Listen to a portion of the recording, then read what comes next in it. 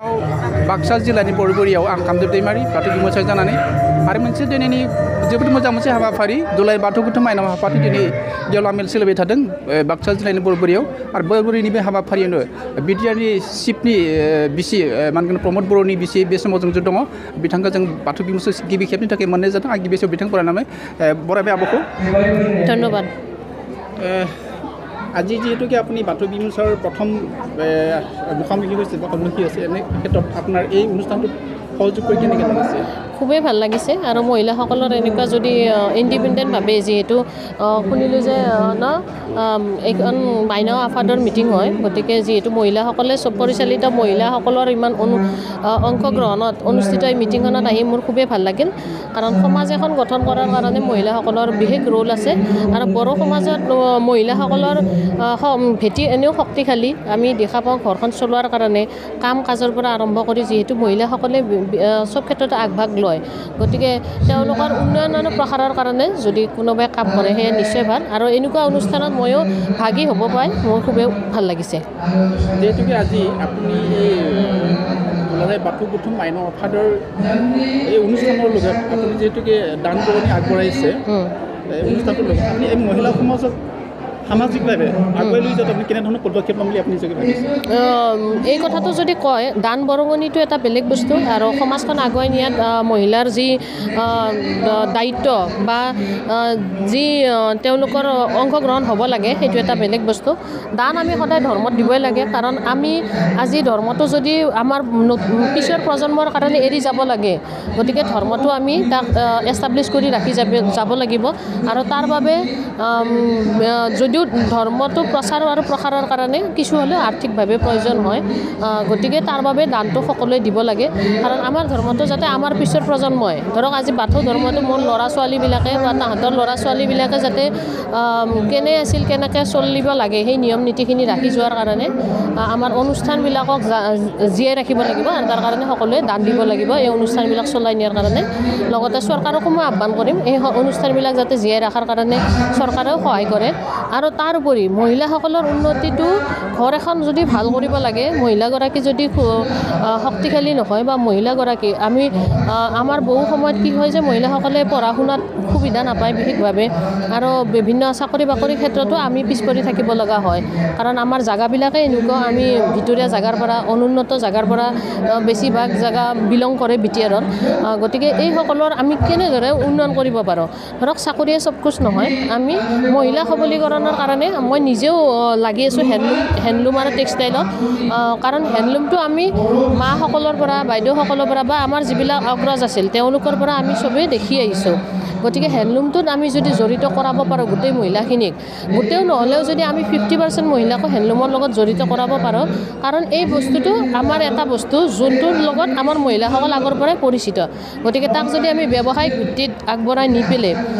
আমি তেওঁলোকক সবলীকৰণ কৰাৰ কাৰণে যথেষ্ট স্কোপ আছে আৰু তাৰ কাৰণে আমি এই ক্ষেত্ৰত লাগি আছোঁ তামোলপুৰত আমাৰ ষ্টাৰ্ট হৈছে অলৰেডি আৰু লাহে লাহে অন্য ডিষ্ট্ৰিক্টবিলাকত বাক্সা ডিষ্ট্ৰিক্টৰ অন্য জেগাবিলাকতো ইয়াৰ আৰম্ভণি হ'ব খুব অতি সোনকালে যিহেতুকে আজি দুলাৰায় বাথৌ মাইনাও আফাদৰ যি কাৰ্যসূচী বৰ্তমান বাক্সা জিলাত পৰবিত চলি আছে দুদিনীয়া কাৰ্যসূচীৰে হয় এই কাৰ্যসূচীত আপোনাৰ অংশগ্ৰহণ এই অংশগ্ৰহণটো বিশেষভাৱে ধৰ্মীয় সভা হয় ধৰ্মীয় সভা হিচাপে আপোনাক ব্যক্তিগত কথাত সুধিবলৈ বিচাৰিছোঁ যিহেতুকে আপুনি আজি এই ধৰ্মীয় অনুষ্ঠানত অংশগ্ৰহণ কৰিছে কথা প্ৰসংগত কিছুমানে আপোনাক কথা কৈ আছে যে প্ৰমোদৰ পত্নী ধৰ্মীয় যথেষ্ট অনুষ্ঠান তেওঁ আগবঢ়াইছে সহযোগ কৰিছে সেই হিচাপে আপুনি ধৰ্মীয় অনুষ্ঠানৰ লগত ধৰ্মীয় সমাজখনক পৰিৱৰ্তন কৰাৰ ক্ষেত্ৰত আপুনি ব্যক্তিগতভাৱে আপোনালোকৰ কি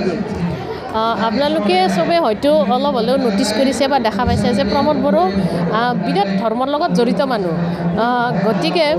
তেওঁৰ হিচাপত ময়ো ধৰ্মৰ পৰা পিছ পৰি থকা নাই কিন্তু ধৰক মই অন্য ধৰ্মৰ পৰা আহিলেও মই এতিয়া যিহেতু মোৰ বিবাহ সূত্ৰে মই বাথৌ ধৰ্মৰ লগত ময়ো জড়িত হৈছোঁ আৰু এই ধৰ্মটো কেনেকৈ পৰিচালনা কৰে বা ধৰক আপোনাৰ কি ধৰণে পালন কৰিব লাগে সেইবিলাক আমি শিকি আছোঁ এতিয়াও মই সম্পূৰ্ণভাৱে জনা হৈছোঁ বুলি নকওঁ কিন্তু তথাপি শিকি আছোঁ আৰু এই বস্তুটো আমি জীৱনত বিভিন্ন সময়ত অনুভৱ কৰিছোঁ যে ধৰ্মই মানুহ এজনক শুদ্ধ পথত নিয়াৰ কাৰণে সদায় সহযোগ কৰিব পাৰে আপুনি ধৰক বিপদ এটাত পৰিলে আপোনাক আপুনি অকলশৰে কান্দিলেতো আমি ভগৱানকে মনত কৰোঁ গতিকে ধৰ্ম জীৱনত খুবেই প্ৰয়োজন ধৰ্ম বুলি ক'লে এনেকুৱা নহয় যে মই বাবাজী হৈ মন্দিৰত বহি থাকিম সেইটো নহয় কিন্তু ধৰ্ম নোহোৱাকৈ আপুনি সমাজখন চলাটো সম্ভৱেই নহয় সি লাগিলে যিয়ে ধৰ্ম হওক আৰু যোনে ধৰ্মক বাদ দি পেলাই চলিব বিচাৰে তেওঁলোকে উদণ্ড হয় সদায় দেখা পাব আপুনি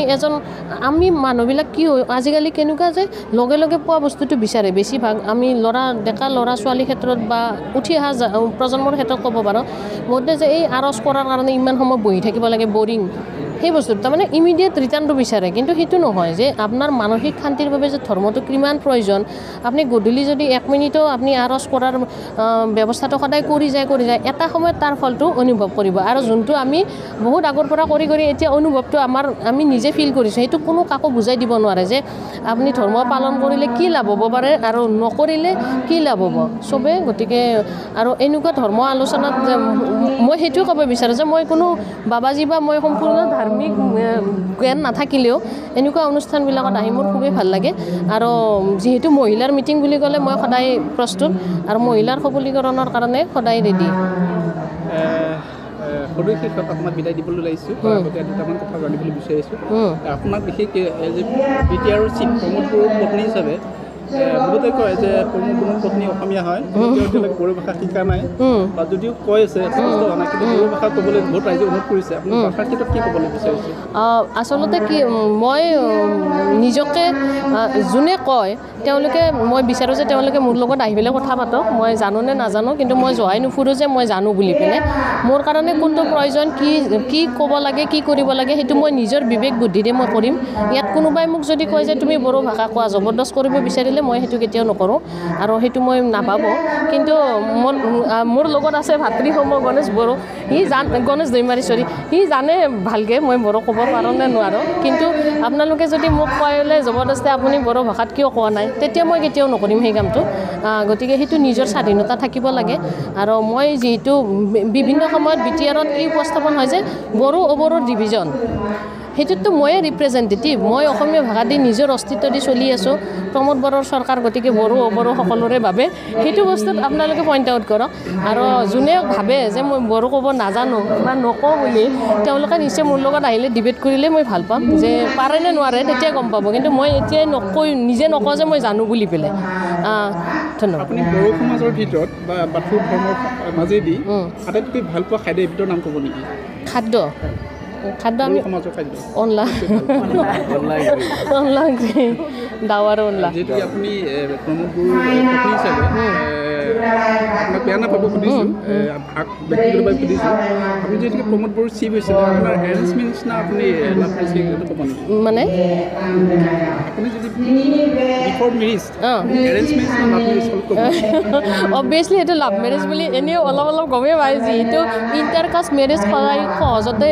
এৰেঞ্জ মেৰেজ নহয় গতিকে আমাৰ লাভ মেৰেজ আছিল আৰু সেয়া বিৰাট বিতৰ্কিত অধ্যায় সেইটো কথা আজি ধৰ্মীয় অনুষ্ঠানৰ সময়ত নাপাতাই ভাল য'ত এই বিষয়ে নকওঁ সেইটোৱে ভাল হ'ব ধন্যবাদ